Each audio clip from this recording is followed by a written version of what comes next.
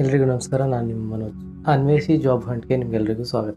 ಭಾರತ ಸರ್ಕಾರದ ministry of ಕಮ್ಯುನಿಕೇಷನ್ನ Indian post ಅಡಿಯಲ್ಲಿ 44,228 ಜಾಬ್ಗಳಿಗೆ ಕಾಲಾಗಿದೆ.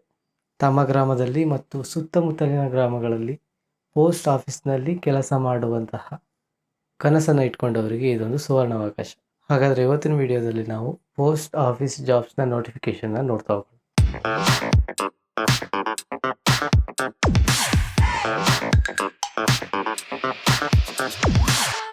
Indian post ವತಿಯಿಂದ ಗ್ರಾಮೀಣ ಅಂಚೆ ಸೇವಕ, ಬ್ರಾಂಚ್ ಪೋಸ್ಟ್ ಮಾಸ್ಟರ್ ಮತ್ತು ಅಸಿಸ್ಟೆಂಟ್ ಬ್ರಾಂಚ್ ಪೋಸ್ಟ್ ಮಾಸ್ಟರ್ ಜಾಬ್ಗಳಿಗೆ ಕಾಲಾಗಿದೆ.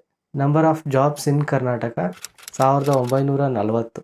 SSLC ಅಥವಾ ತತ್ಸಮಾನ ವಿದ್ಯಾರ್ಹತೆ ಪಡೆದವರು ಈ ಜಾಬ್ಗೆ ಅರ್ಜಿಯನ್ನು ಸಲ್ಲಿಸಬಹುದು. ಅರ್ಜಿ ಸಲ್ಲಿಸೋದಕ್ಕೆ ಸ್ಟಾರ್ಟಿಂಗ್ ಡೇಟ್ 15 ಜುಲೈ 2024 ಮತ್ತು ಕೊನೆಯ ದಿನಾಂಕ 5 ಆಗಸ್ಟ್ 2024.